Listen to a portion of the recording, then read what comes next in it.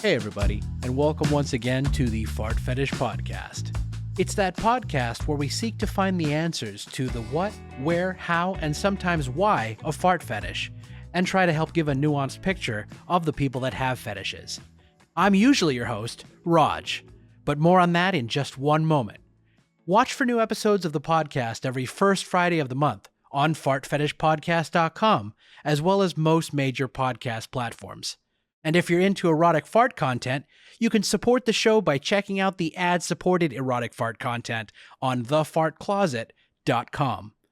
And now, for a very special episode, I'd like to introduce Miss Ruby Farts as guest host of the Fart Fetish Podcast. Ruby is a longtime fetish creator and known for her activism supporting sex workers and harm reduction efforts. She steps into the hosting role for a conversation with guests Gogichan and Xara. Together, they explore what it's like to navigate the fetish world as women, touching on themes of consent, visibility, double standards, and the deeply personal journey toward self-acceptance. They speak candidly about community, boundaries, shame, empowerment, and the ongoing process of being seen and respected for who they are, not just what they're assumed to be. At Gogichan's request, I have altered her voice for this interview. And with that, I'll take a step back and we'll get right into the Fart Fetish Podcast. Hey there, it's Miss Ruby Farts. I'm really excited to be talking with Gogichan and Xara today, and just be speaking with other women in a fetish space and getting to talk all about one of my favorite subjects, which is farts. So let's dive in. I have my first question here, and I'm going to start with Gogichan just to pick one person. What's something you wish more people understood about being a woman in a fetish space? I think a lot of times, whenever I'm approached in fetish spaces, it seems like people kind of view that as a woman, that I'm not there to please myself. I'm there to kind of like serve others in a way is what I've experienced. So, um, I think I just want people to know that we're in the spaces just like everyone else. We're there to please ourselves. Too many times I see that people are viewing women as like an object of desire and fail to remember that she probably isn't there because pleasing you is her number one goal. We're all sentient and have these wishes and desires, and um basically we just aren't pleasure centers, and we aren't there to serve the other people in the communities and their desires alone. We all have our own personal reasons to be there. I also wish more people knew about the amount of judgment we receive. And obviously, that's not a female exclusive issue, but it comes from all corners, in all honesty. People who aren't in fetish have their opinions, and it seems women are very marketable in the space whenever it comes to content and whatnot. So I think they receive the brunt of the hate rather more than the people consuming a lot of times, which I'm more of a consumer. I'm the one watching the content, but yeah, just the comments that I see, women get so much hate, from every angle. I think it's mostly from men who had really high expectations and were let down whenever they realized that, like, oh, this woman isn't going to be into whatever I'm into.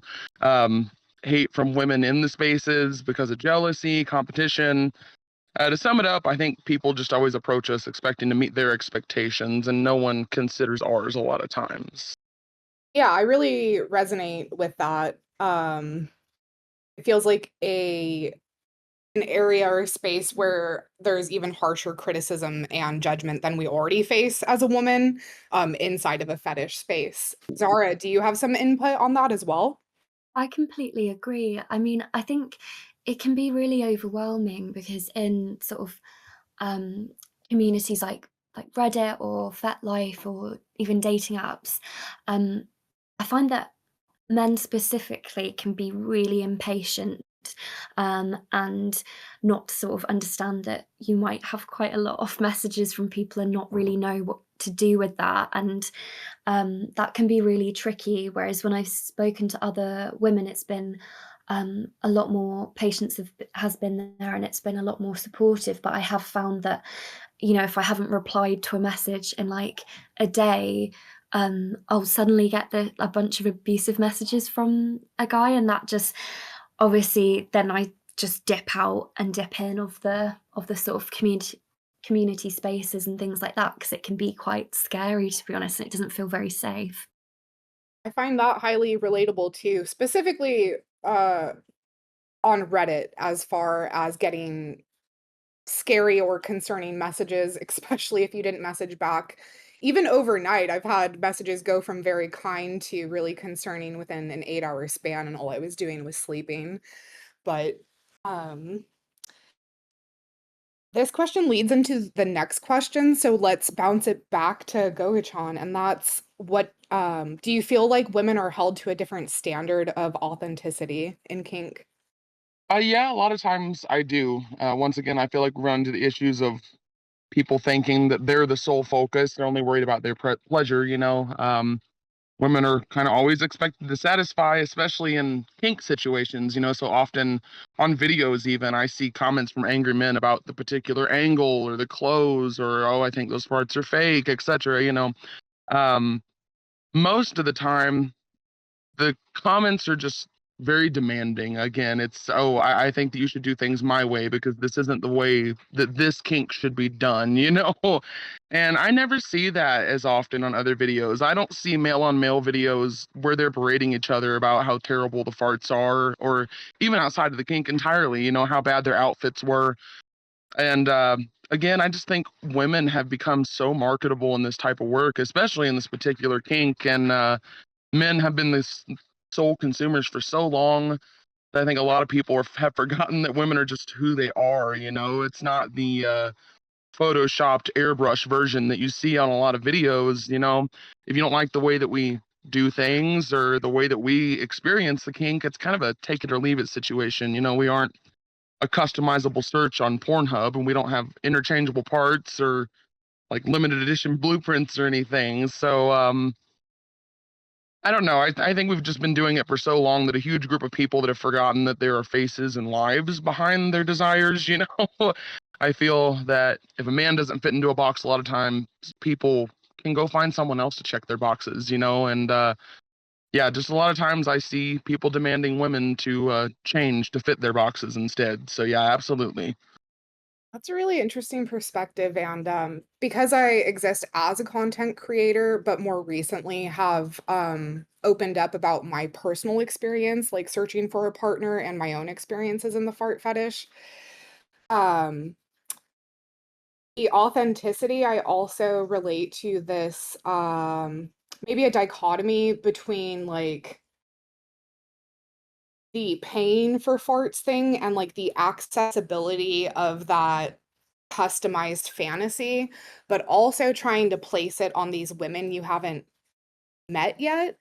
And so in a proctophilia, there is like the constant thing about, is there actually women with this fetish? And that comes up at least once a week. And it's, I don't want to call it a silly argument, but of course, like we are all humans. Of course, there's not just one gender that is into a kink. That would be silly, actually. But I also think that there's something to be said about most women I know won't fart. I have a few very close friends that will fart around me. And that feels very authentic almost. And not that being out in a wider group of people is inauthentic, but let me circle back really quick. I think I'm just trying to relate the standard and what you were saying, Gogichan, to like the male or maybe other gender consumers are placing women to this higher authenticity because in a way our society demands us to be less authentic in more social situations, therefore sort of feeding a thing that like, oh no, women can't be into this. There's my long-winded input. I'd love to hear Zara's input. I completely agree with what you've both said. It's tricky because there is this weird sort of standard that I think that women are held to, just generally in society, but also especially within like fetish spaces. When it comes to like for example, like dating apps and things like that, I find people who are more open about their fetishes and things like that, of other genders, usually don't post pictures of their face or anything like that. Whereas with myself, I'm just quite open about it. So I do just have my photos on and have my information in my bio about what I like. But oftentimes it's like, I'm not going to swipe right on somebody who doesn't have any photos of themselves, because that's a big risk for me. And ultimately it's like, I think it like you have to be vulnerable in order to pursue this and pursue pleasure that is considered not normal or different. But I do find that, yeah, it's sort of expected in terms of dating for me to like verify myself multiple times. And I understand people may have had bad experiences and things like that, but then they're unwilling to do it themselves, and it can feel very one-sided, like I'm having to be so vulnerable, and the other person is just unwilling to do that, and that's like respected. But if I were to say, no, I don't want to send a picture or a video of me saying your name or something like that to prove that I'm a real person, it's like I would just probably be blocked or something. So there's definitely an unequal sort of balance there. Yeah, and I agree, and I think that kind of actually like pushes itself into the whole entire, enjoyment of this kink itself. I mean, it doesn't even stop at like meeting the person. Like you said, there's just kind of a closed off vulnerability, and this may be something that I see because I am a female who is more of a receiver. But yeah, very often, I mean, if you ever talk to a man that has the fetish, or at least in my experience, they always expect you to engage in it. I want you to fart, I want you to send videos, I want you to do all this stuff. But whenever it comes to me receiving, the gratifying part for me, it's just very closed off. Like you said, it doesn't have the same same standard of vulnerability. And I know that's a bit of a different subject, but still just kind of tied in for me there. So back over to you, Ruby. Sorry for the interruption. No, it's welcomed. I've also had the experience of trying to be authentic in more of a dating space with my fetish, and there's one interaction I'm specifically thinking about where I had opened up about what I liked about the kink to a man, and instead of it developing a more authentic connection through my vulnerability, he was forcing his perspective of the fetish on me, and that was just an interesting experience. I might circle back around to that later, but Gogichan, your input reminded me of that, of just like um I am also a bottom. Most people don't know this about me. This is kind of my first time saying this out loud to the public, actually. Raj does know a little bit. But it felt like such a weird space to be on Reddit and being authentic and thinking these conversations were starting in an authentic way. And instead of it building a multi-layered thing, it was like, yeah, I would either be requested to send farts and selfies and videos and things like that, things that maybe displayed more emotion and personality and connection. And I'm just like maybe sending me farts without any context, which wasn't my thing. Um, but thinking about a lot of the bad experiences on Reddit leads me to our next question, which is, when you started finding community, what did support look like and what was missing? And I'm going to switch it up. I'm going to ask Xara this time. So I've always found it really hard to find community, really, because whenever I've sort of put myself out there in those types of spaces, I then just get sort of inundated with lots of messages, usually from men asking if I'll meet them and if they can pay me to do certain things. And the thing is, there's nothing wrong with that in itself at all, but it's just then it just becomes really overwhelming, and then I sort of don't want to engage in it very much. So I've tried to be more open with people sort of locally who are in kinky spaces. For example, just talking to submissive people of all genders and sort of seeing if fart fetishes might be within their realm or something they might want to try or to talk about, and that's been a much more positive experience. I found that even if people weren't explicitly into it or really looking to do that, they were very, very polite, very nice, very just we have really interesting, great conversations. But I find online it can not be fun at all. So I wish there was like a way to have like a really safe space to have these like conversations and to connect with people. And also just in terms of like, I feel like there should be like a level of age restriction for certain things, because oftentimes I'll get DMs and I first of all want to ask people, what is your age? And a lot of people, even I'm 27, but a lot of people when they're like 21 and stuff like that, I don't want to be talking to people who are that young. Like it just feels very dangerous. So I try my best to engage in chatting and safe spaces with like kink and community in person as opposed to online, to be honest.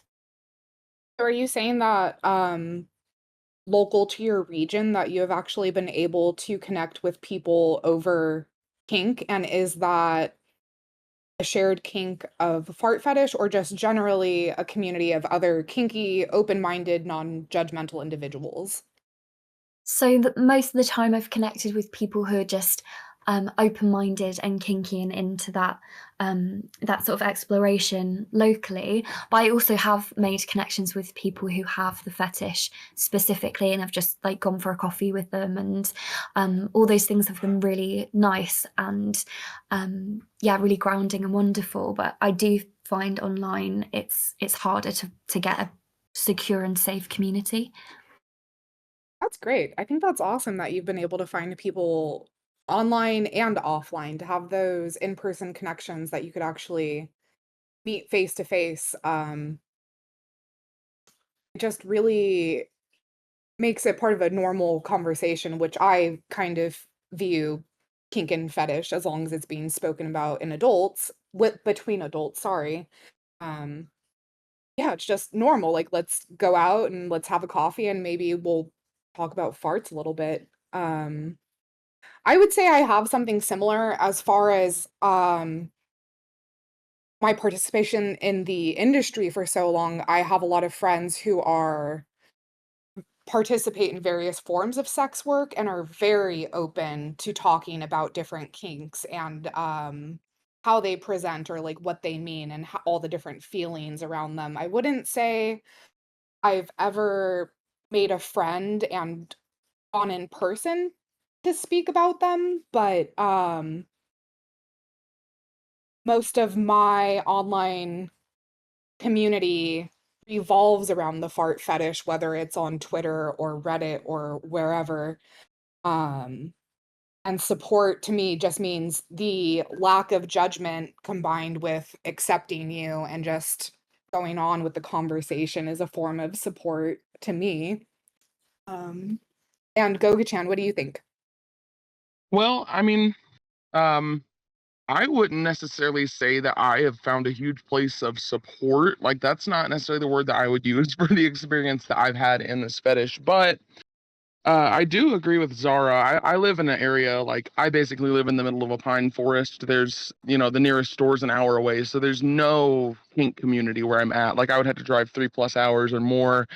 Um, so it's odd for me to say this, but I also agree with Zara that in person is always easier than online. Even for me, when you're not dealing with fetish communities, I mean, people online just lose their filters, and it's so easy for them to be nasty and hateful and demanding, and they don't have any accountability before it because they're whoever they want to be behind that screen. So I've even met people who have the fetish just out in the wild, so to say. People that I've met at jobs, coworkers, friends. Not a ton, but Yeah, I just wanted to put that out there that I do agree. And I've had conversations with a lot of people on Reddit and some other sites and stuff about how really putting your trust in the online world really is often damaging, whenever it comes to creating authentic connections for this kink. But back to kind of answering the question from my point of view, like I said, I don't think that support is necessarily a word that I would describe for most of the communities that I've been in. It seems to be that people, again, are mostly there to experience something in a sexual way. And from my experience, they often don't even feel comfortable fully verbalizing their interests. I have an account that I run that's just, it's basically labeled as a effort to normalize the fetish and discuss it. I'm willing to share my story. I make posts every once in a while, and I give the best advice I can. I listen to people, just discuss in general, let people know that there's other people out there, they're willing to talk about it. And so many people reach out desperately trying to turn it into something sexual. And I make it very clear, like ridiculously clear. And I block people really quickly because, it's not a monetary thing for me. I'm not there for followers. I'm there just to discuss and help other people out. And I'd say 8 out of 10 messages or more are ones that I ignore. And a lot are so disgusting and invasive that I have to block them. And more times than not, at least one of the remaining 2 out of those 8 will slowly try to push it for something more in like a very manipulative way. And I don't know. I found that some outlets that I truly feel, I have found a couple outlets that I think were supportive of other people. Not places that I would stay, but I've found some places like in the furry community that have been very accepting and very awesome about the fetish altogether. But yeah, I think, in all honesty, the episodes of this podcast probably fit into the category best of what I've experienced of supporting others, in the fetish, even if it's not face to face. I would say that I have experienced more enthusiasm than support from other people and communities so far. I kind of was listening to your answer and thinking about a few things. If I remember correctly, in your individual episode on the fart fetish, I think you brought up a coworker or somebody within your friend group, and somebody was trying to out them for having a fart fetish and how it was handled. Like, yeah, so what? Big deal. Kind of remembered that while you were speaking, but then I also was thinking there is a slight difference in what I'm thinking about as far as community and support. So I was kind of answering in the way of having so many friends in sex work and also interacting with so many other fart models. But when I was just trying to be myself and making throwaways on Reddit, I had very similar interactions as far as the DMs becoming sexual immediately or like uncomfortable immediately and just having to block so many people and also being confused because I thought not that being transactional as a job is being inauthentic, but I thought, okay, maybe if I just try to do this as myself, I'm going to make a throwaway. It's not related to Ruby. Maybe people will just treat me like another fetishist in this community. But what I'm hearing is I've had like an identical or very parallel experience that both of you have had. Um, just like the inundation of people wanting access to you or sexualizing you or sending things to you that you don't want to look at necessarily.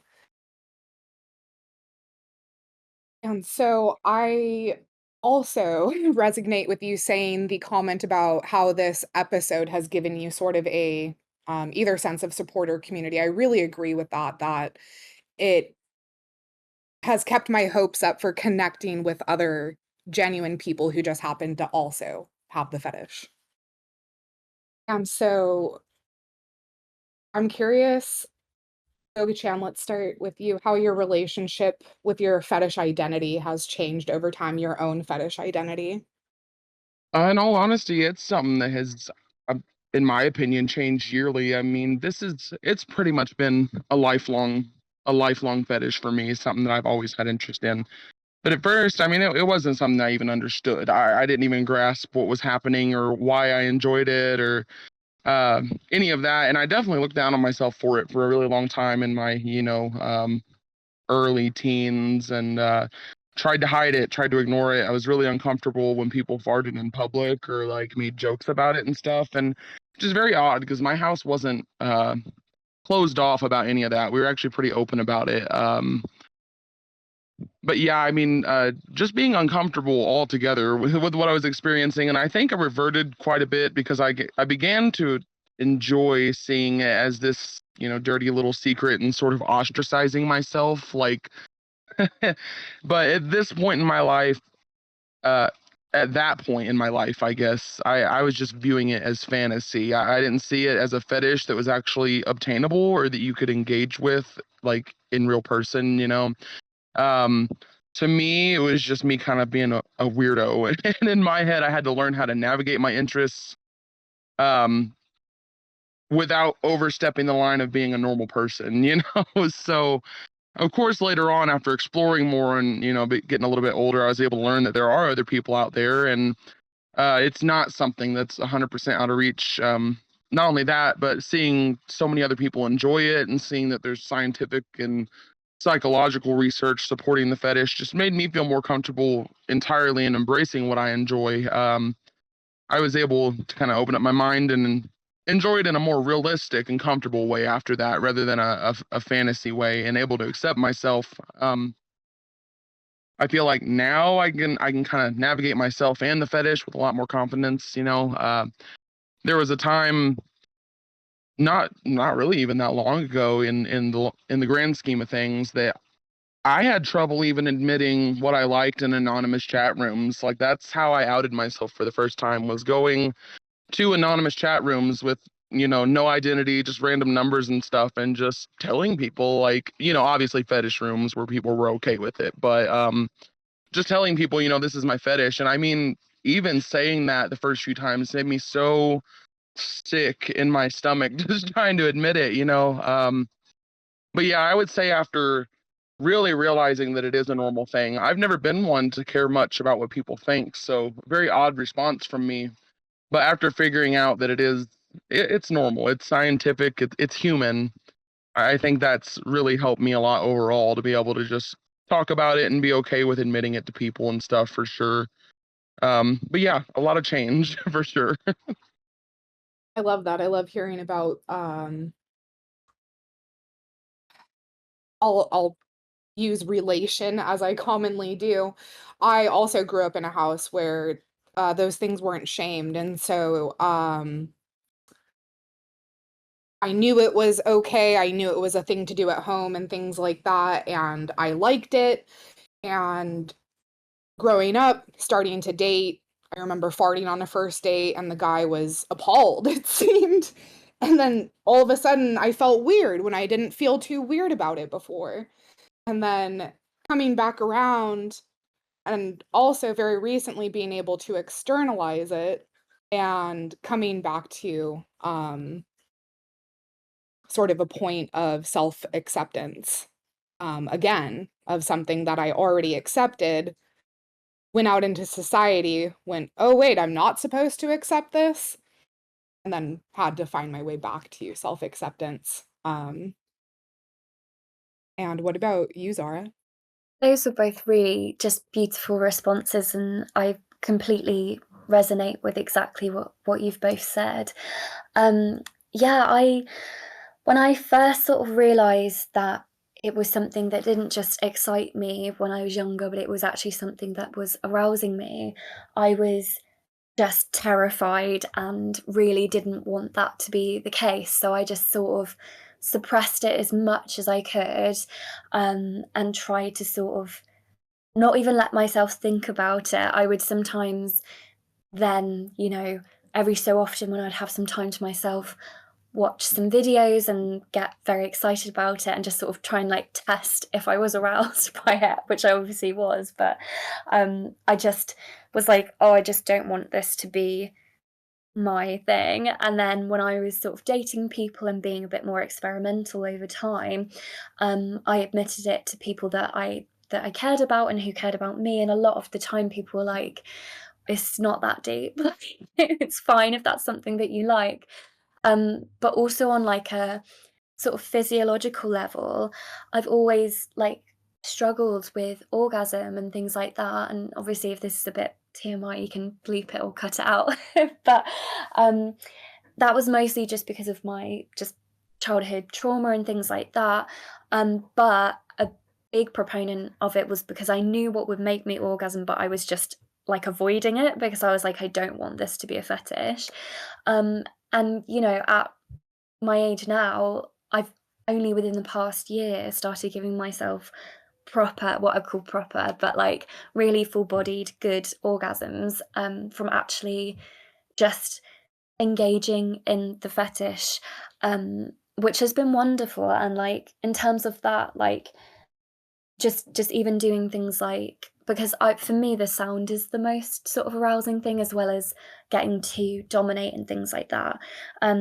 But yeah, when I quite like queefing as well as farting because similar noises, but whether it's by myself, I'm doing that by myself, or whether I'm doing it as an act of domination with another person, I've just never felt more beautiful, more relaxed, more authentically myself. And like it's just this form of elation that like I was denying myself for so many years, because my family were very well, my mum was very strict with us, and farting, burping, anything like that was like not allowed, especially with the girls like me and my sister. We would be really told off for it. So it's like I'd had all this shame and was just suppressing, and it's like I'm so sad that I didn't engage in it earlier, but also I'm so happy that I'm so aware of who I am now, and I'm not willing to suppress it anymore, whether it be with dating, with friendships, with anything. I'm so open about it now because I'm so aware that life is very short and there's no point in denying yourself pleasure. Amazing. I love to hear that. It's very much like that elation you described that you experience just reminds me of when you feel radically accepted by somebody you're close to, and you could actually be your whole entire human and express yourself in all of those different forms, and actually not just be accepted, but adored, admired, or um, worshipped for it. It is very much like elation, or it's almost thrilling. And I don't know what is and isn't TMI, but I'm relating to what you just said too about like the physiology of being aroused. And I'm 36, so I could potentially be heading into perimenopause. I'm not sure yet. But before I bonded with my partner, I was concerned about my ability to be aroused or my ability to be lubricated, things like that, as a woman and a vagina owning human. Um, but then I started having the experiences I've always wanted to have, and also having that elation of radical acceptance, and having much like you have described them as full body, but for me it's almost like this spiritual experience to both feel that physical pleasure, but also such deep connection with another human being. Um I completely agree. and yeah, I really enjoyed listening to both of you answer that question. And I know that we've all kind of just mentioned in that last question a little bit about our upbringing. The next question I wanted to present is, how has your upbringing or cultural background shaped your approach to visibility in fetish spaces? And we could start with Zara.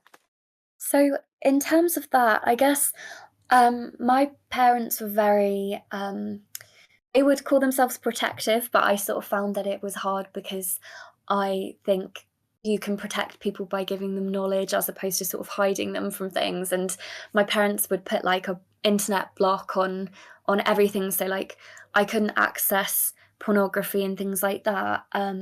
So those sort of things were kind of hidden from me, and I guess in a way that might be even how the fetish started, because then me and my best friend would like we would fart together and have farting competitions, and that felt really naughty and really fun and exciting, because I guess that was one of the only things we could do, because we were like, we can't go on the internet to like look at things, which kids do because you're just, intrigued about those kinds of things. But also, like, my parents were good friends with a priest and his wife, and so I spent a lot of time in just a Methodist Christian church, and like, not that they specifically put shame within me, but I found with my relationship with that religion made me feel very ashamed of various things, in terms of like my attraction to both women, men, and non-binary people, my attraction to just behaving in ways that were considered like sinful. I found that really hard. So I think that sort of made me hide myself for a really long time. But I've got to a point where I speak quite openly with my parents about with sex and relationships, and I just don't have that sort of shame anymore. But it definitely took a lot of time to sort of reteach myself and unlearn all of that sort of negativity that I put on myself and my fetish. It sounds like it takes a lot of work to be able to transcend that. And this is coming from me, who I wasn't raised in a religious household.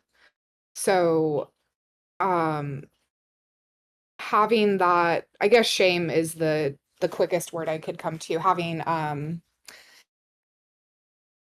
this layer of additional shame from a religious type of community or upbringing. It's hard for me to imagine, but I commend you for being able to transcend that and reach this point where you seem to be enjoying your relationship with the fetish now. Thank you. I do feel like, as well, like we were saying earlier, I do feel like this podcast feels like a safe space where I feel that community and that support, which is really lovely. So I really appreciate that. Yeah. And what about you, Gogichan, as far as your upbringing and cultural background shaping your approach to visibility in fetish spaces? Yeah, so I think I actually might take it back a few steps to something that you said earlier, and I think you actually said it in your previous episode as well, just because you recapped it there, about it kind of being like a higher spiritual elevation, the way that you experience this particular fetish. But my upbringing was very closed off to other sexualities and other people that were just different, from us. So I actually thought I was asexual for a very long time.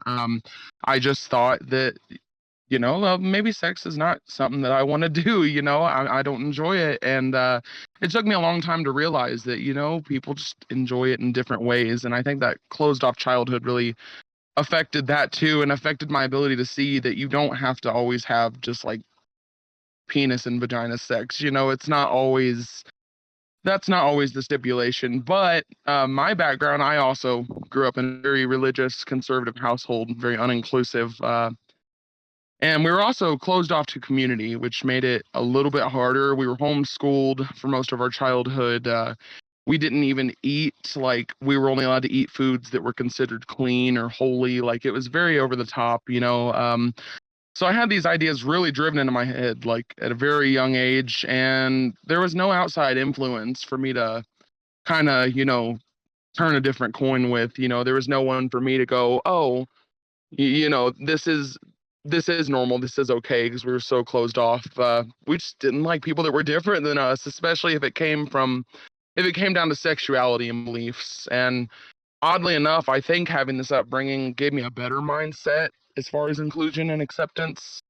I never experienced any sort of like life-threatening persecution, but I did experience a lot of abuse and bullying from my own family due to religious beliefs. And just small things. I remember when we did go to school, they pulled us out, and my dad actually got on the school bus and caused a scene because there was a little boy that had painted fingernails, and he said that it was evil and sexually perverted, and that he didn't want his kids on the bus with gay people. And it was just insane. But I mean, I knew these kids personally, and I'm just seeing a kid like me having their feelings hurt over something that really doesn't matter. It's colors. And I don't know. I think being able to be on the receiving end of that type of scorn at such a young age, just for being who I was, kind of gave me the ability to sympathize with other people a bit better than I maybe would have without it. I think it's also made me really relaxed when it comes to how other people live their lives, because I don't want anyone to have to feel like that. I mean, I felt like that until I was old enough to leave, and I didn't even go through much compared to what a lot of other people experience as far as lack of visibility and persecution. So yeah, I really think all of that just really helped give me a more of a perspective of how to treat people. I'm also like the strictness or pressure to perform as a child that is good and holy and like I don't want to say not make mistakes, but like it sounds very extreme to have to be a certain way. And I could relate to that without religion. But again, having that extra layer of things to transcend, it sounds extraordinarily difficult, but in some way, I don't know if it's the way that you are describing it, but you almost relay it like that harsh experience almost gave you a sense of ease at approaching like visibility and being in fetish spaces. I don't know if I'm wrong, but Yeah, I would say to a certain extent, at least maybe not ease around everything that happened in the way that they believe, but maybe a bit more ease around just being able to chill out and mind my business, kind of always being under the microscope of somebody else. I don't want to do that to anybody else. So I think that's the simplest way I can explain it. in a funny way, I want to go back to I think Xara had said something about sharing fart fetish in conversation and somebody saying it's not that deep. Um, yeah, all right, let me move on to the next question and we'll start with Gogichan this time. Have you ever felt tokenized or sidelined in spaces that claim to be inclusive? Yeah, I mean, I haven't really had a whole lot of experience, like I said, in in-person spaces and just a little bit online. But definitely, I would say just to give personal experiences, I've been in a couple fart fetish groups and a couple scat fetish groups and whatnot, just to kind of see what I enjoy and how others enjoy it. But most of these places, of course, always say, "Oh yeah, we're accepting of everybody," and then it seems like the moment that you get in the chat room and they realize that you're a woman, yeah, it's kind of like this major bombardment of I don't even want to call it attention because it's almost harassment. Like it's very borderline. But yeah, I mean, time and time again, especially the tokenization, that seems very, very common. There's a lot of women only fart fetish spaces, and like Zara was saying earlier, about just being expected to go over the top with, "Oh, prove that you're this, send me a picture of your ID, send me a picture of you holding a paper that says this and your ID as well." Like, I'm not doing all that, and then most of the time, if you do it all, you end up getting in the spaces and it's just a bunch of again, tokenization and over sexualization, and it's not really a safe or inclusive space at all. So that's my experience that I've been able to have with it, which isn't a lot. So I don't know that you can necessarily take my word as what's common, just because again, I don't go out into a lot of spaces and interact with them. I'm kind of a homebody, stick to myself. But yeah. I haven't felt tokenized or sidelined in a fetish space. It's happened to me in a queer community, as far as like this one time being called a baby queer and somebody sort of oohing and awing over me apparently being a baby queer, and I don't know if that wasn't like enough experience or things like that, but that experience alone has actually kept me from participation in maybe more fetish or kink places that I want and think should be inclusive, but I'm sort of avoiding those situations because I don't want to have a similar experience, I guess, that I had in this queer community, which I also thought would be and should be so accepting. But what about you, Zara? Um, Generally, I'd say because I dip in and dip out, and I get as soon as I get overwhelmed, I'm just like, okay, I'm just gonna give that app a break for a bit or something like that. I don't too regularly feel tokenized, but I sometimes do feel sidelined because I think in a lot of the time, I guess just it's hard to sort of get to listen to other women because oftentimes in these spaces where it's sort of for people to discuss and to share contact details or things like that, it's just it's very male centered and sort of a, a lot of the time men talking about their annoyance at like women, um especially if women want to be paid for work that they're doing, which is absurd to me because I'm like, well, if that's somebody's job, of course, it just seems ridiculous. There seems like a lot of, um, similar to just in general society, there can be just a lot of entitlement, I find, from men, a lot of that, and it just sort of puts a bad taste in my mouth, and I don't really want to engage anymore. So yeah, I there's definitely been some negative experiences in terms of that, which has led me to sort of, um, yeah, sort of remove myself from community spaces. Thanks for sharing that.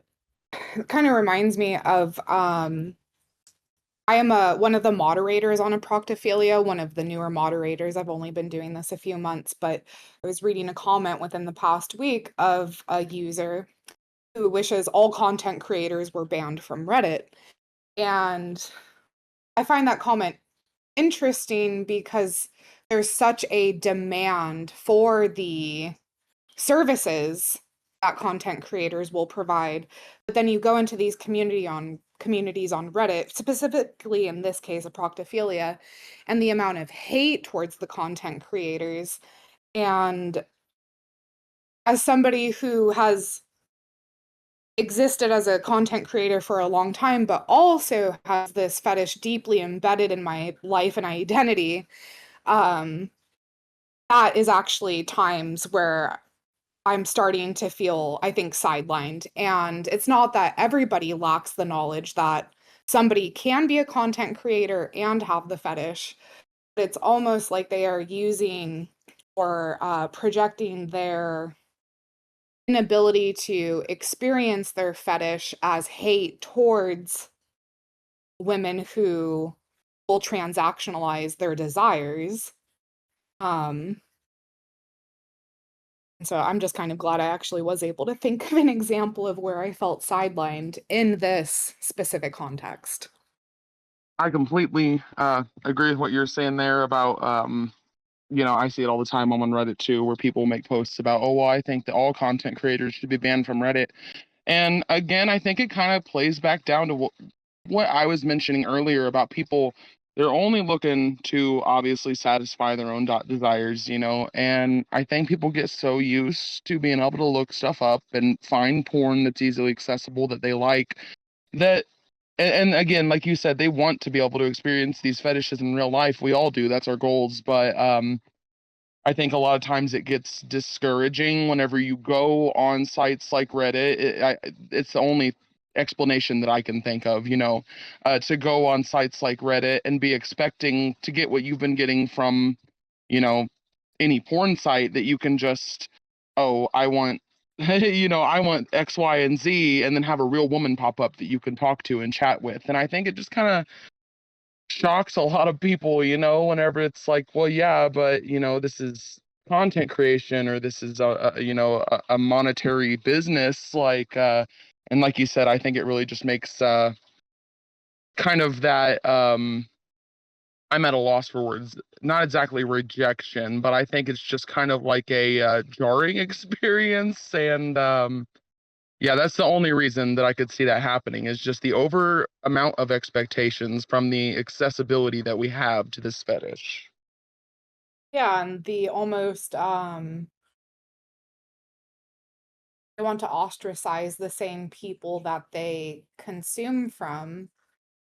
And I know not all content creators have the fetish, but I'm like, hey, there's actually people who relate more to you than you think, but you have such this uh made up mind about who a content creator is, even though they represent a vast diversity of people.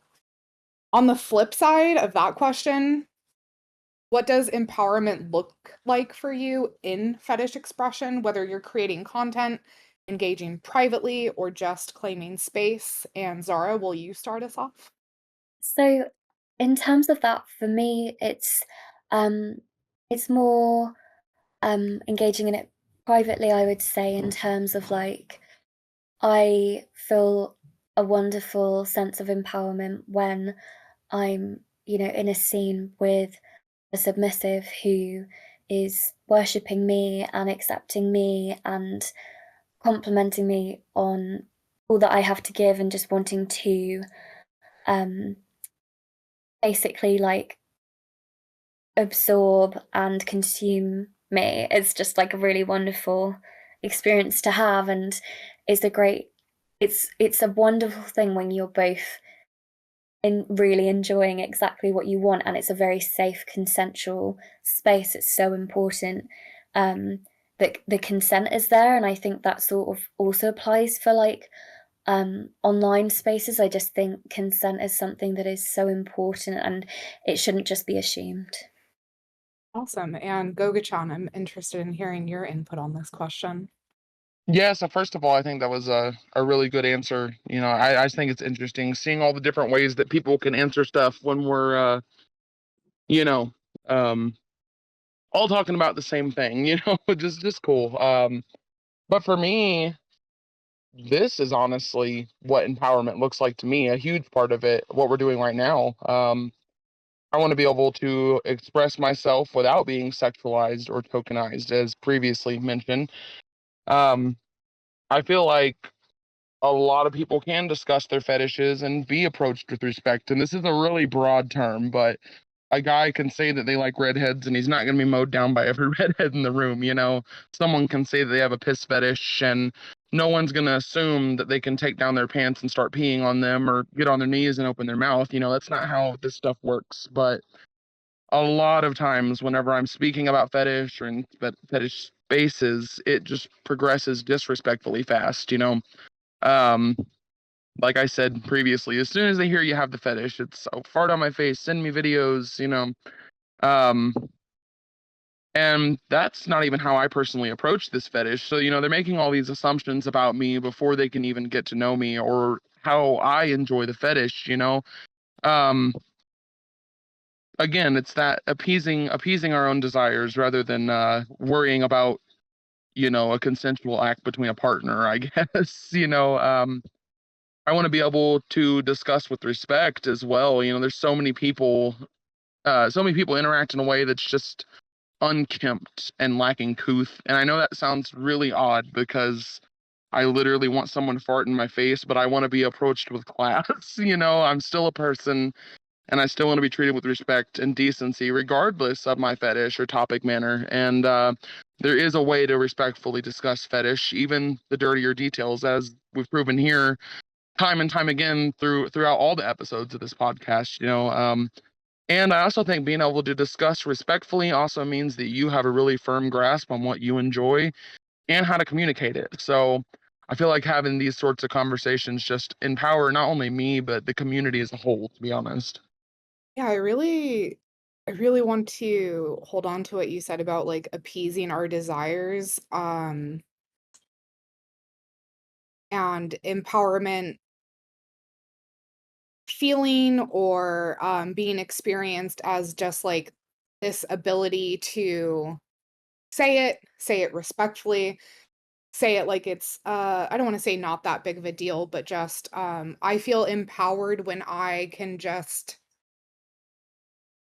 ask my partner if he would like to do a certain thing. And that feels empowering coming from maybe like a sense of shame or something like that, where I'm going to bounce back to before I specifically started art fetish content. I was doing webcam modeling.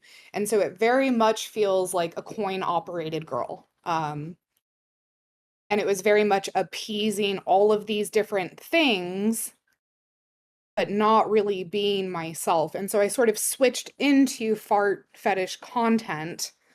And I felt more me. I started feeling more empowered, and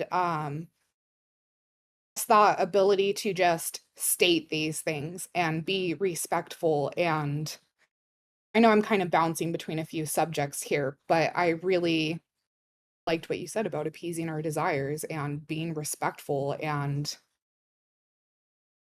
being empowered, and that empowerment sometimes leading to very respectful interactions with people. And as far as claiming space, I agree that this podcast, this space is really awesome. I don't know of any other media that I've consumed before where it's just a group of women getting to talk about the fetish. There has been YouTube and podcasts I've listened to about women who engage in this community, but this space feels really good. This space feels really empowering, and thank you both for your input. I like how some of our answers are really relatable and similar, and then we'll go to a different question and we all sort of have these different prongs or perspectives on the same thing.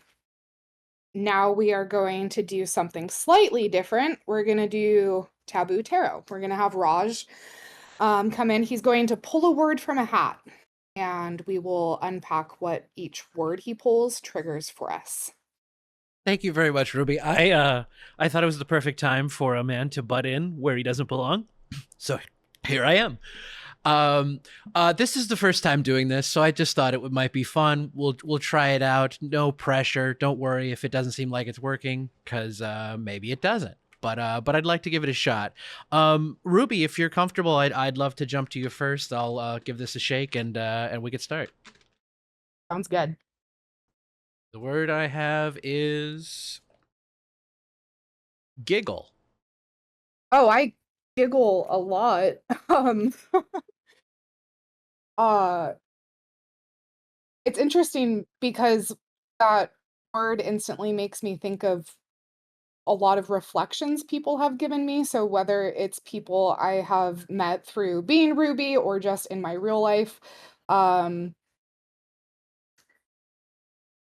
giggling just feels like a lot of my identity actually, and how I am experiencing and processing information. And I will wrap this up with, even when I am having vulnerable, intimate conversations with my partner about fart fetish stuff, I still giggle all the time. It makes me feel kind of immature, kind of silly, but I'm really just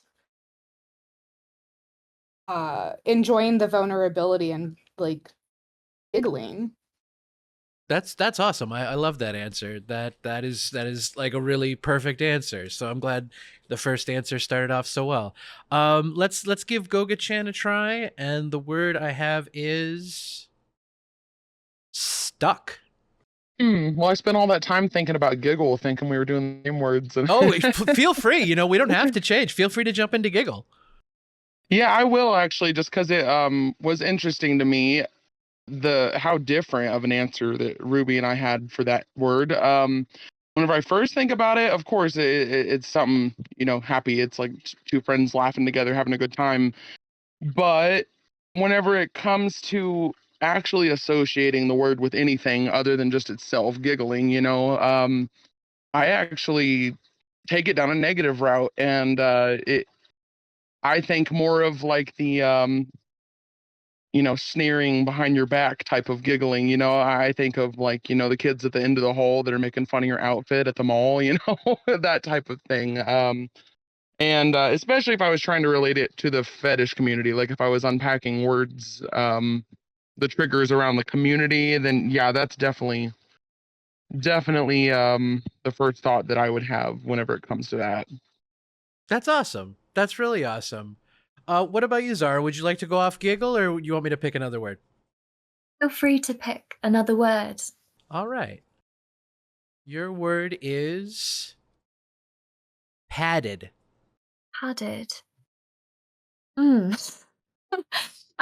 terms of that, I wonder, like, I guess there's different contexts that the word could be used, like in terms of how, I guess, layered the fetish is in itself, which I think is wonderful. It's very interesting to discuss and speak about the different sort of layers of the fetish and how it can sort of relate to different roots, and different people have different experiences in terms of how it started for them.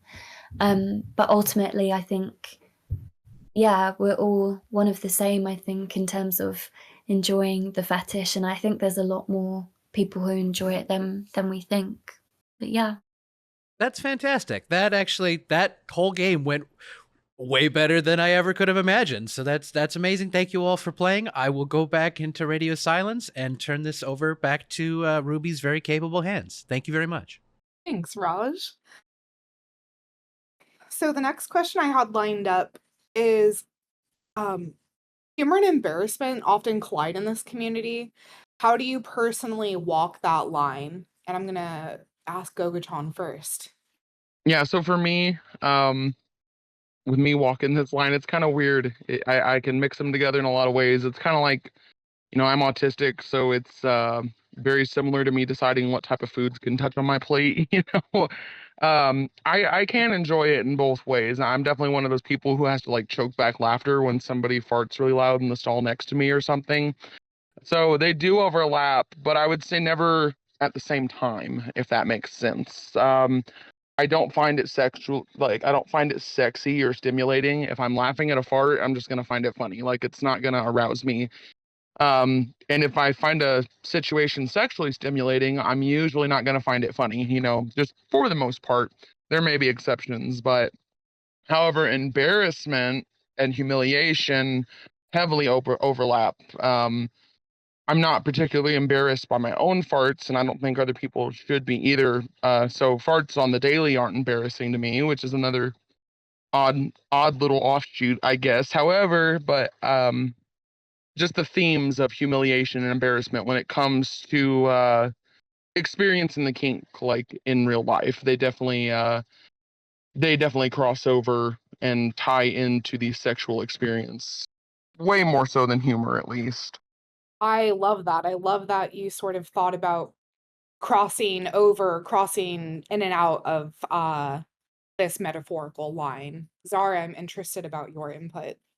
In terms of humor, I really enjoy making people laugh, and I also am very sort of giggly person during sexual play as well, because I feel like for me it's a bit of an emotional release, really, and oftentimes that's kind of welcomed in the setting because I'm often doming, so I'm usually laughing at the person for enjoying my farts, even though it's like that's also what I enjoy as well, but it's almost like a silly game that we're playing in terms of me pretending that that they might enjoy being ashamed for it in that context, and I quite like doing that.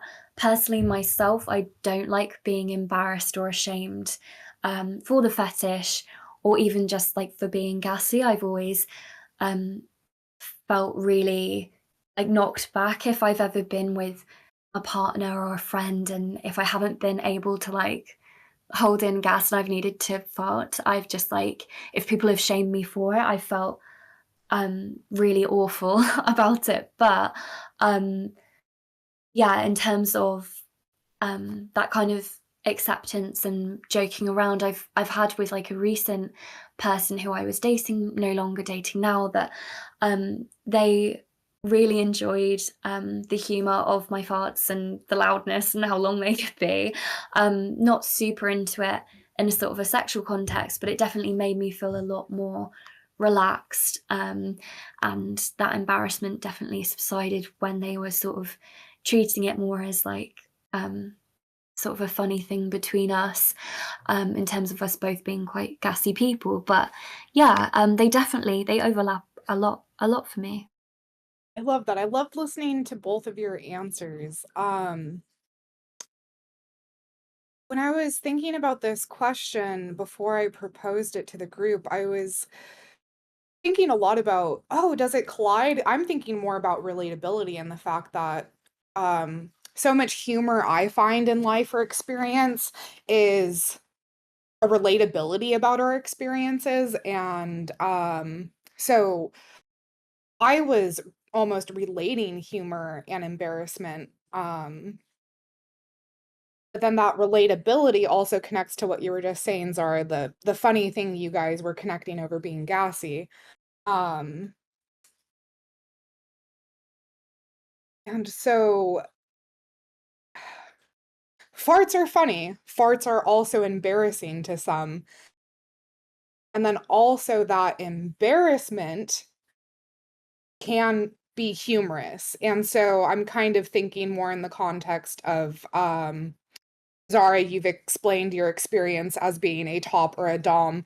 And so the way that I have walked this line is being the top and laughing at somebody who is embarrassed and is consenting to being degraded and humiliated, but it's this combination of poking their embarrassment and laughing at it, but also in a way accepting it. So me as a not dom, me as a bottom, when I am not working, I mentioned about how I giggle a lot with my partner, and that is because I actually do enjoy a humiliation aspect. And so it's really interesting for me to say this out loud, that embarrassment is usually such this negative feeling. You want that embarrassment to go away, or that feeling of being laughed at to go away. Like maybe somebody makes fun of what you're wearing, or that you just farted and you just want to run away, go home, lock your door, never come out again.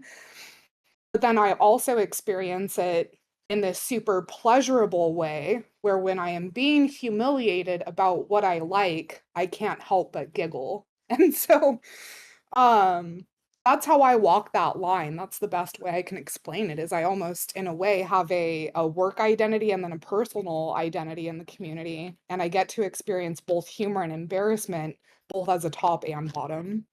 I did want to say something about what Zara said too. I may have to take a moment to actually kind of put this into words that are understandable, but it seems like we're kind of on the exact opposite ends of that spectrum whenever it comes to this fetish. Like I was saying that humor isn't really involved in my sexual life with it. But for her, she said it was, that she does enjoy, like, kind of humiliating someone and laughing at them and finding it humorous that they're enjoying it. And I just think it's really interesting how deep these relationships isn't the correct word that I'm looking for. But it's a fitting word. Dynamics, yes. It's interesting how far these dynamics go, and kind of mesh into each other, because again, the exact opposite of what I would like, of what I enjoy in the fetish. But if someone with those opposite interests were to pair up with you, they would actually mesh together really well, because you could use your enjoyment of the humor as an embarrassment thing. And I think a lot of times we forget that like when we're searching for partners, sometimes someone being different than you and enjoying the kink in a different way is not a bad thing, because there's all kinds of ways to kind of click the puzzle pieces together. Yeah, I'm I'm enjoying our conversation, but also just how vast the way any fetish can present. But I'm always fascinated to hear about the varieties between tops, bottoms, switches, and the way we are all experiencing. Just as a quick example, some people sound, some people smell, some people humiliation. I love all of it. What do you think that men most often misunderstand when interacting with women in the fetish world? And let's start with Zara.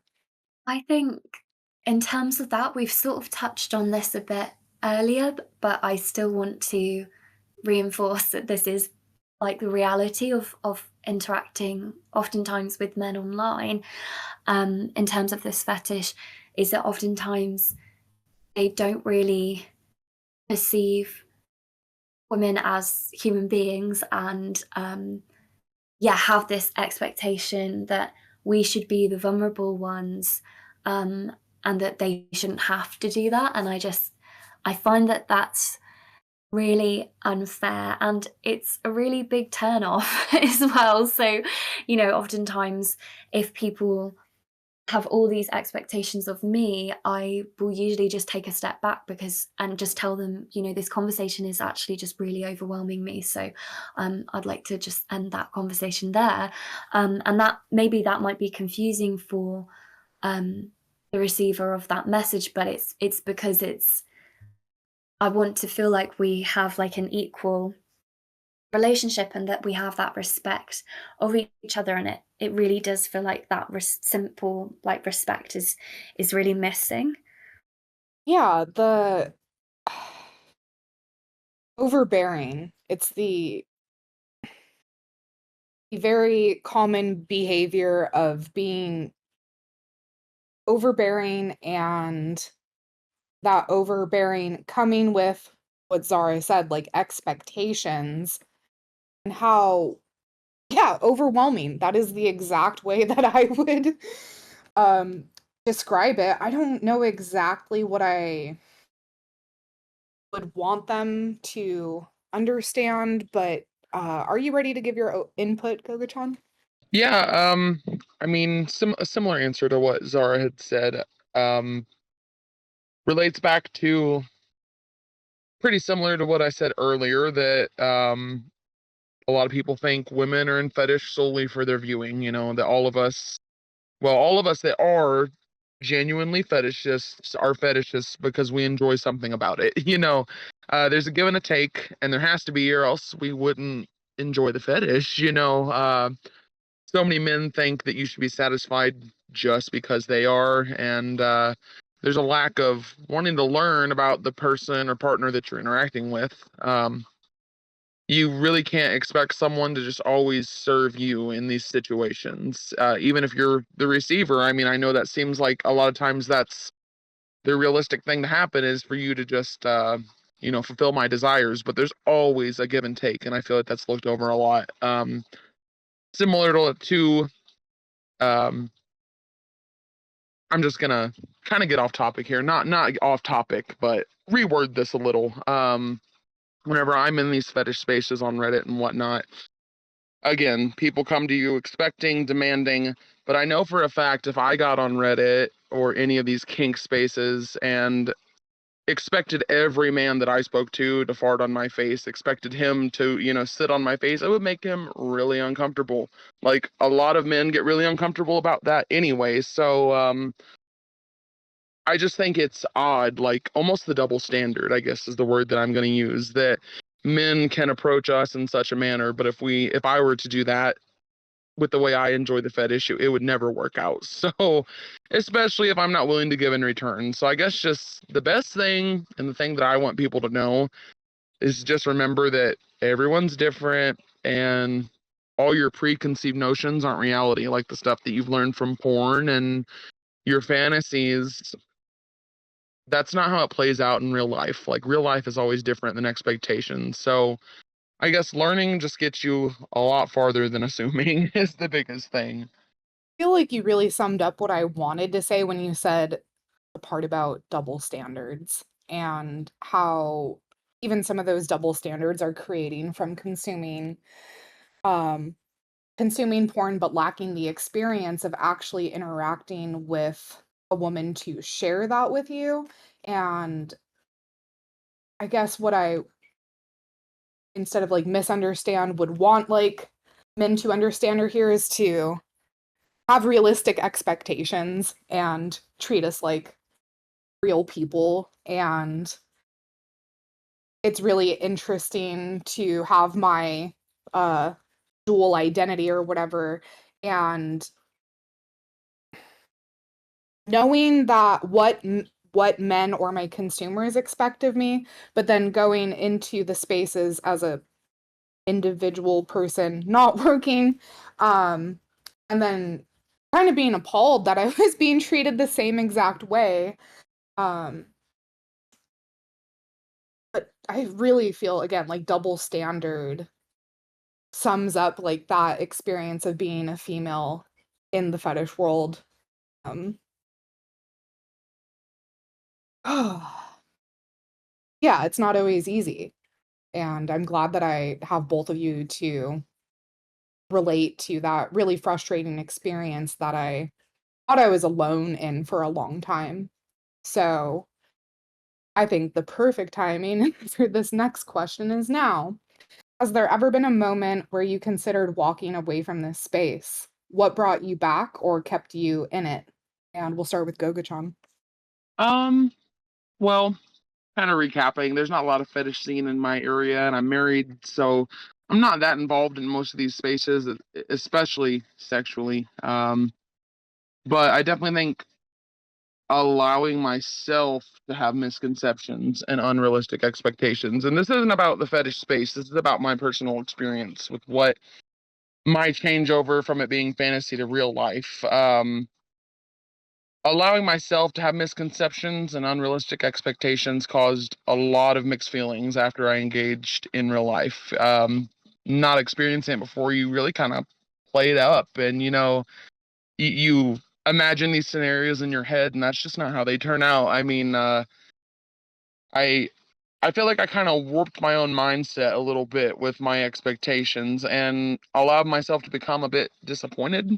And this is a fetish that I really enjoy, and I don't think I'll ever walk away from it. But those moments were really confusing to me and made me kind of second guess myself because it just wasn't what I was expecting. I mean, I came up with this whole what it would feel like, what it would be like in my head, and it just, it didn't turn out that way. So I guess that's just a fair warning when it comes to consuming like doctored media and sexting and even your own fantasy, setting expectations for a real life scene really high really does nothing but, cause your own detriment in a way. So Well, I think I just kind of wanted to ask, or maybe I misheard or didn't hear. Um, have you ever left the space and came back to it, or have you always been able to remain um in this space? I understand how your participation is a little bit different and that might relate to being married. Um, have you ever felt like you have had to come back to it? I wouldn't say that I ever left this space. Again, it's something that I really enjoy, and I don't think there'll ever be like a full walk away. But that was the closest I've ever gotten to feeling like, oh, maybe this isn't for me. I guess that's the best way I can put it. No, I gotcha. And I've had that same thought. Maybe this isn't for me when I was having negative experiences, but this part of my identity is so meaningful that walking away from it felt like I was allowing people to have some sort of dictation or take away something from me. And so those negative experiences made me consider leaving, But if I left, I wasn't giving the opportunity to the possibilities of positive experiences. What about you, Xara? I think times where I've sort of felt like I need to distance myself from the fetish and the communities is oftentimes just when it's been really overwhelming in terms of harassment and messages and things like that. But also times where I've just felt too much shame about my own fetish, and then I've like deleted all my accounts on different spaces where it's spoken about, and I've just thought, okay, it would be easier for me to date people if I just ignore this. But then whenever I have done that and I've dated people who um are not sort of as open in terms of myself talking about sexual fantasies and understanding how important fetishes are for someone's sexual pleasure, I've just felt really depressed. Like, I was recently dating somebody, and because that need of mine wasn't being met in the way that I wanted and to the extent that I enjoyed it, I just couldn't continue with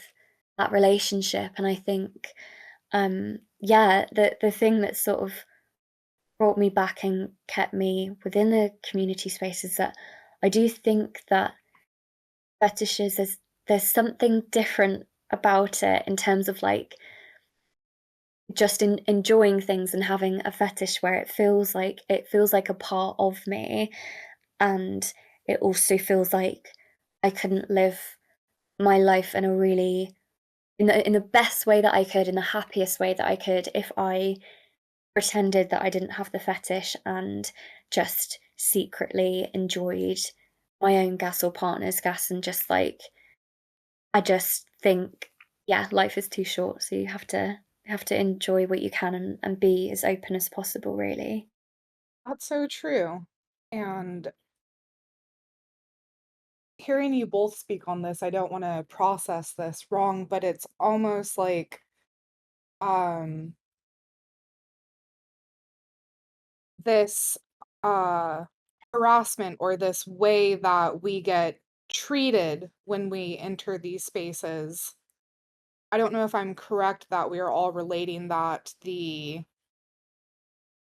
harassment or interaction sort of stirring up, I don't know if it's shame, but that feeling of like, maybe I shouldn't try to seek this out. Maybe I should just try to date a vanilla person and just be happy if they fart around me or something like that. But I'm glad that we have all honored how meaningful it is to all of us, to each of us relay these experiences of how we've pushed forward. And I guess if any of us had walked away, kind of, I'm imagining we wouldn't be sitting here having this conversation at this very moment. So I'm sort of just having a really cool feeling of the intersection of all of our lives and how we are relating, but also that if we had allowed these interactions to make us walk away, this moment wouldn't be possible. And I'm kind of like having a really cool physical, like, body tingle goosebump thing about that. Yeah, that's cool. I was actually just having the same exact thought, about again how, things just kind of mesh together in puzzle pieces, and one wrong thing makes it not happen. I get what you're saying for sure. And so I'm going to bounce the next question to Zara first. What's one boundary that is sacred to you in kink?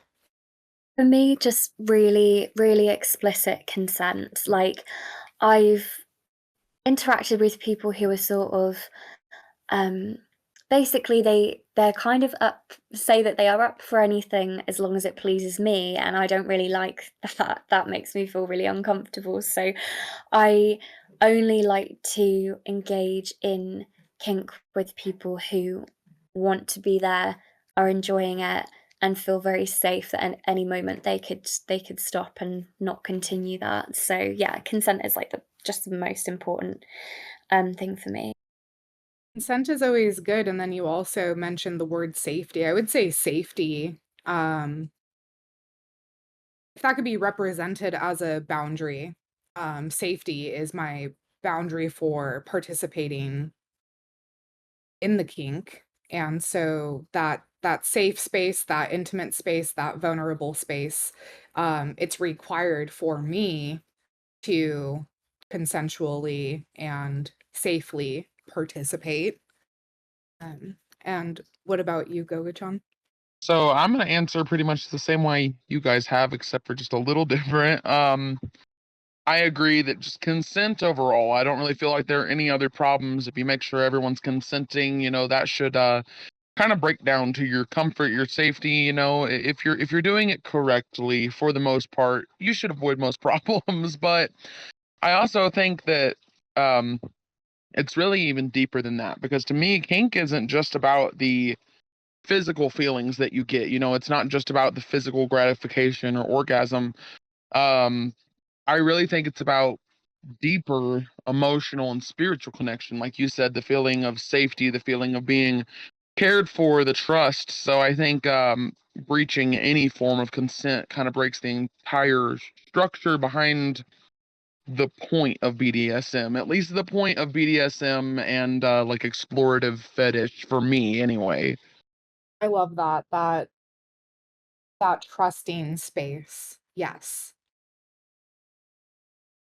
So I'm also curious, what's a myth about women in this fetish that you would love to debunk forever? Let's start with Gogichan. I'm gonna sound a little ridiculous when I say this, but I just want to go ahead and put the image in your mind that, anytime that you watch TV shows or any mainstream media and they try to portray women in fetish, I think a lot of people view women in fetish as these bloodthirsty sexual vampires. I don't know any other better words for it, but basically, the conception that if you meet a woman in kink, she's gonna give you a blowjob in the porta potty because she's just that insatiable. Not to be crude, but that's the type of narrative I see very often. That women in kink are all bold and confident and just ready to go at all times. And having a fetish doesn't make us our fetish. Most of us aren't drooling at the mouth to the point of indecency. Just again, bringing it back to requesting there be a bit more class. So when interacting with others, there's no need to be a vulgar, or no need to assume that that's going to be my reaction to you, that you're God's gift to me. I think approaching with humility and respect always gets you a lot further, at least with me, than brash demands and really vulgar questions. But yeah, that's the most common thing that I see is again, this image being portrayed that, oh well, if I meet a woman in kink, it's going to solve all of my problems, and then she's just going to be able to um satiate my desires, and I'll be happy, I'll be taken care of, and I won't have to worry about anything. That's kind of the narrative I see pretty often. So interesting listening to your response and it kind of being this sort of this expectation or visualization that a woman is like just going to be so over the top and chomping at the bit and all of that. Because I took it in a sort of different way, I guess I don't want to say I'm not going to say that it's inappropriate, but more of tropes against women who are owning their sexuality, and that can include their fetish, that almost like something is wrong with them. And what I'm thinking of in my mind is sort of like daddy issues, or like that there is a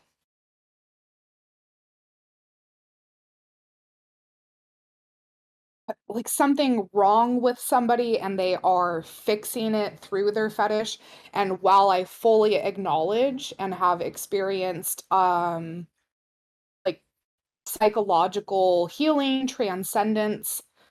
This question was just making me think about how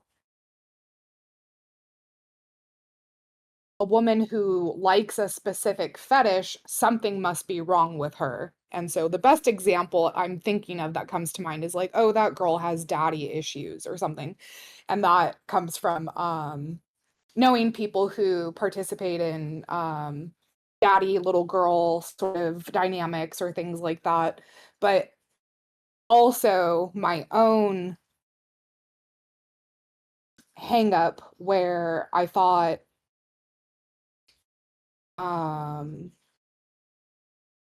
something was wrong with me, like something was something saying that I have a fart fetish and that I like these things would somehow signal to groups of people that something was wrong with me. And so I just took this question in such a different way, and I liked hearing your answer because it made the question make a little bit more sense to me, actually. Zara, what do you have to say? I have quite a similar perspective in terms of I find that whether it's online or whether it's in person, most sort of the biggest myth that I find about women who are into kink and fetish is that it usually comes from men, but saying that those women are like mad, and it's just like, to me, it's like having you can have mental health problems and you can have a fetish and you can have, generally very good mental health and also have a fetish. They're not necessarily, you don't have to have had childhood trauma or anything like that to get a fetish, and you can have childhood trauma or adult trauma and also have the fetish.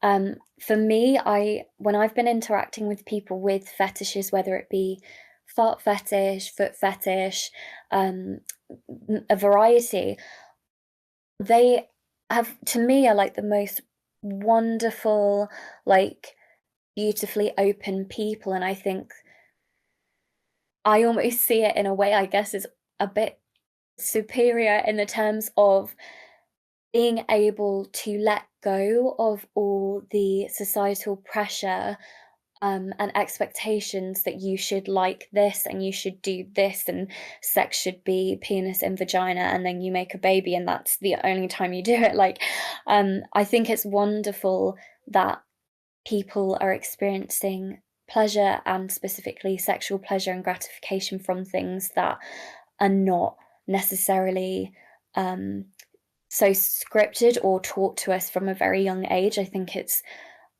the people that I've met who have fetishes are people who are generally very open, optimistic, people who want to learn and want to experience and want to live their life in maybe in a more non-conventional way. And I think that's something to be, that should be respected because I think it's wonderful. It is wonderful. Thanks for your input. I'm curious, what would you say to a skeptic to convince them the kink you enjoy is beautiful? And we can start off with Zara. I think that generally when I speak to people about my kinks and fetishes, I mainly just say that the reason why we find a lot of things attractive or arousing is because we've been taught and told that they are. But if you really reflect on it and think about it, it's always worth considering, do I actually find that enjoyable and attractive? Like, for me, there isn't that much of a leap in between consuming semen and consuming a fart. They're all like things produced by the body, and it's just like, yeah, it's like they can taste differently, I guess, on different days. But it's like the reason why we do that is because that's what we're taught is something that we should enjoy. And it's not to say that I don't enjoy that, but I always try and say to people, well, what's the difference? Because we're all just their bodily functions and we're consuming them in different ways. And for me, it's sexual, and for you it might not be, but it's worth considering that other things can be arousing as well. That's really funny what you had to say about semen because um, there seems to be a wider acceptance of bodily fluids. And I know farts can lead to sharts, but farts are just it's a gas, so it's this airy thing. It's not even a you can taste it, but it's I'm thinking about how common it is to swallow semen, to in a lot of BDSM communities, like spitting on somebody, spitting in their mouth, and then also how there, I believe, is a wider acceptance of like golden showers before any fart or scat.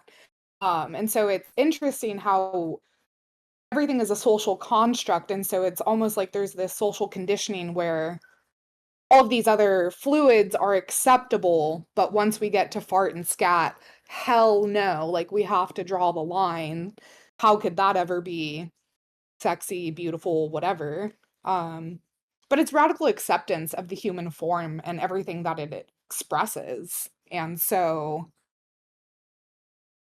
that social conditioning is almost this pattern put into multi-generations of people of what you should think is beautiful, what you should enjoy, and then therefore, if you are enjoying the things outside of what is socially accepted, you're an outlier and like you should be ostracized or something like that. But um simply put, if I was saying it to somebody, I would just describe to them how it's radical acceptance of the true human form. And if there's so many people who are into ass worship, well, if you're really worshiping, you would admire and accept everything about the ass, not just its exterior shape, but you would,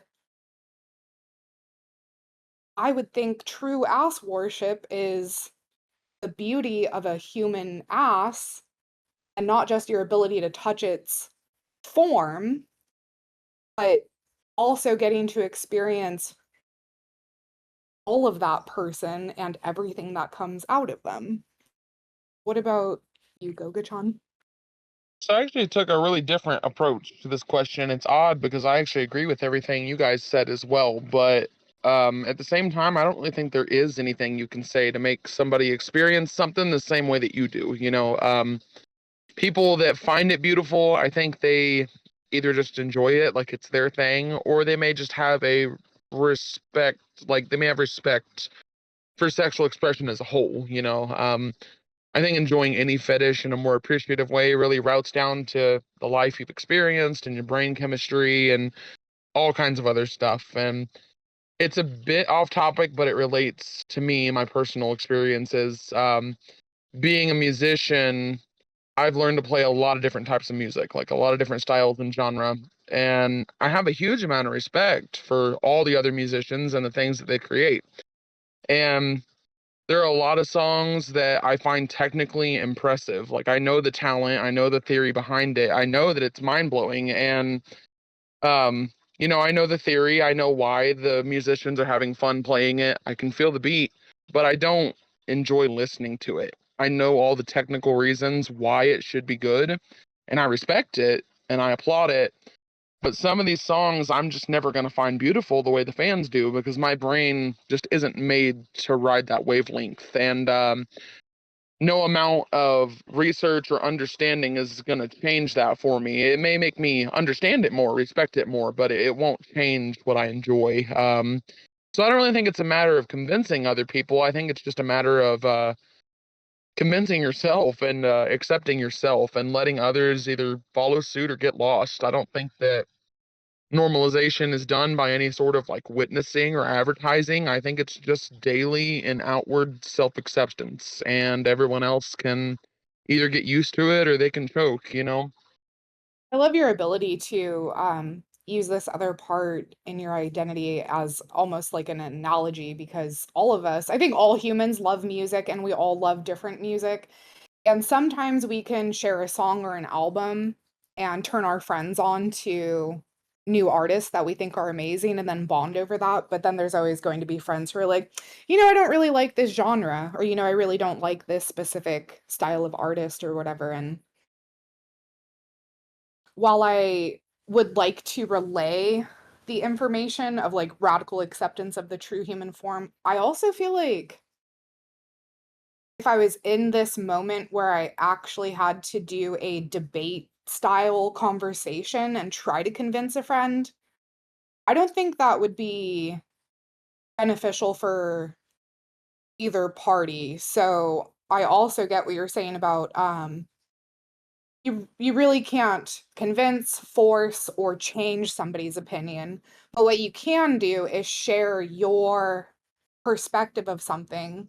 And by sharing that perspective, potentially connect with friends in new ways. But love the music analogy. Thank you. Yeah, and I think that in the end, it really should just be about finding a mutual ground of respect. I mean, whether you like it or not, just respect people and be okay with them doing what they do. It's not your business, and if you're not laying in bed with them at the end of the night having to do it with them, I don't see why it should bother anyone. I completely agree. Yeah, that's perfect, really. Yeah, that summarizes it really well. Awesome. And so we're nearing the last question I have, and that's what do you want the next generation of fetishists, especially younger women, hearing this to walk away with?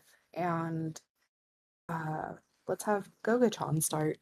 There are a ton of messages that I think that the next generation and young women could benefit entirely, especially if they're someone who has this fetish as well. But more than anything, the absolute biggest advice that I can have is do not settle. Like, don't make deals with yourself or anyone else. Just be authentic and be who you are. Like, because it's honestly dangerous to do it any other way. Don't, no games, no tricks, have clear boundaries. I spent a long time in my young adulthood, like, denying my fetish and my kink and trying to express it through softer variations whenever I became sexually active, like face sitting and other stuff like that. And it just doesn't work. I mean, not that I didn't enjoy the face sitting, but there's always going to be something else left. It's going to be empty. But more than anything, I think you have to live with who you are confidently.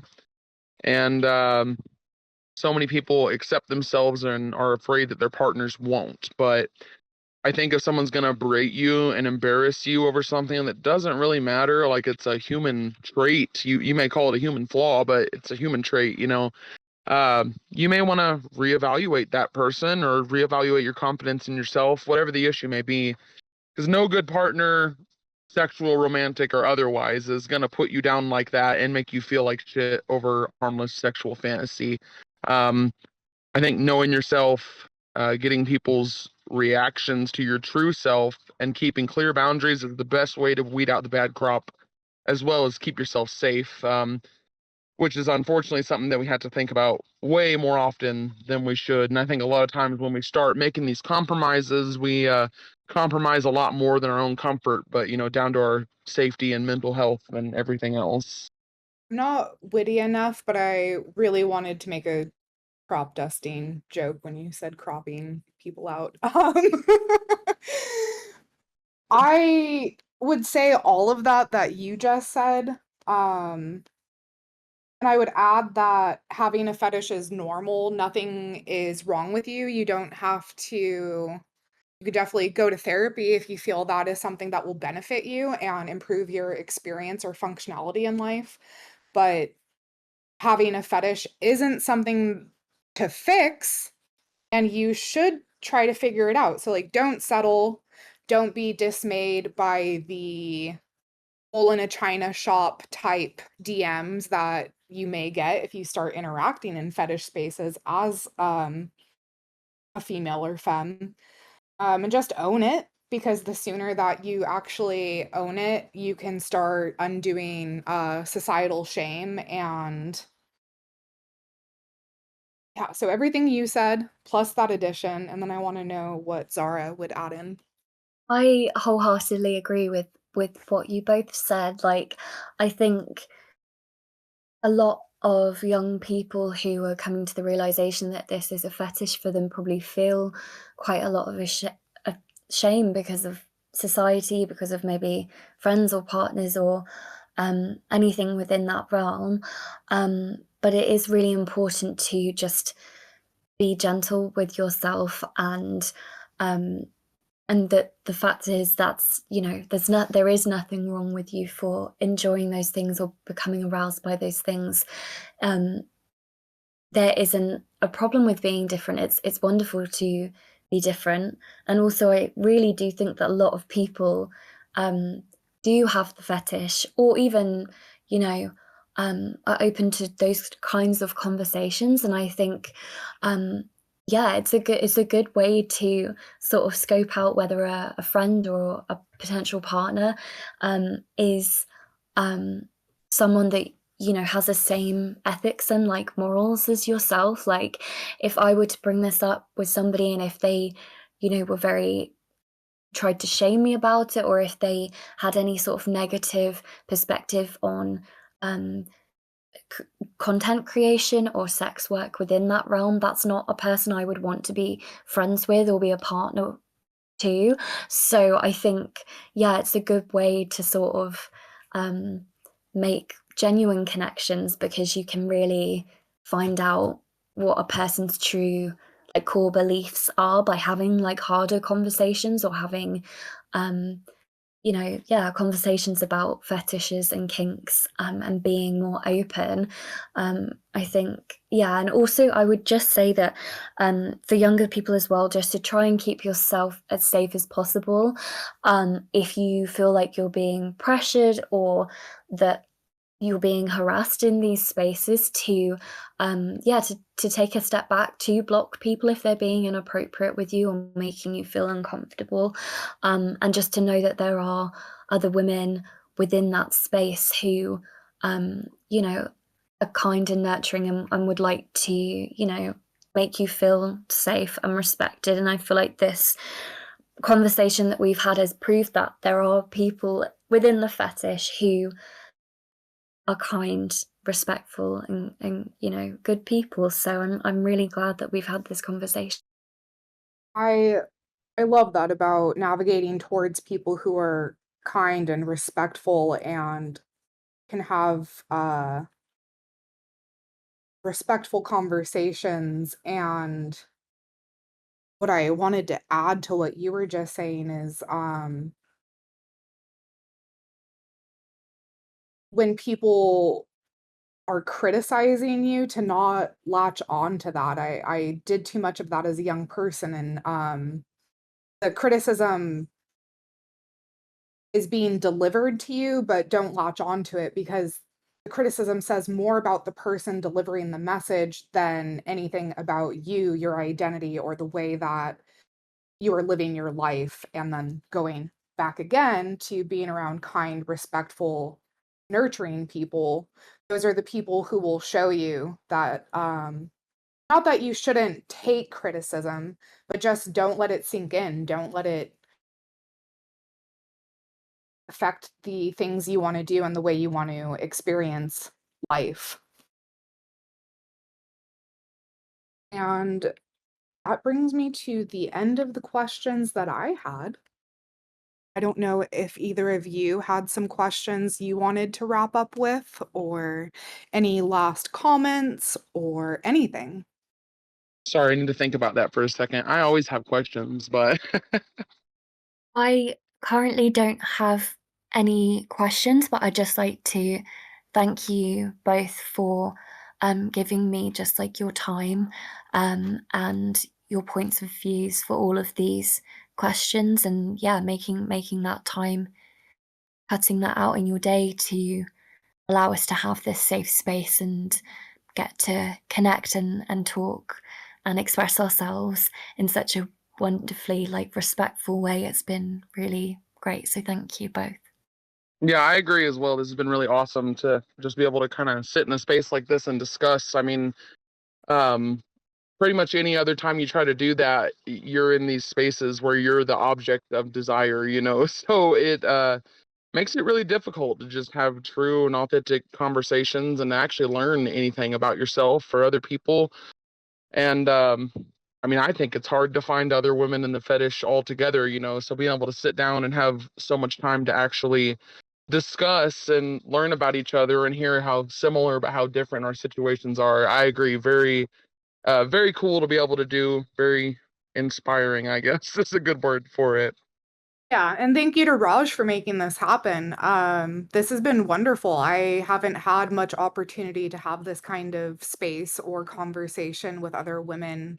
I've really enjoyed connecting with you guys and felt very safe about being vulnerable and opening up about things I don't typically share. But yeah, thank you both, and thank you, Raj. This has been absolutely wonderful.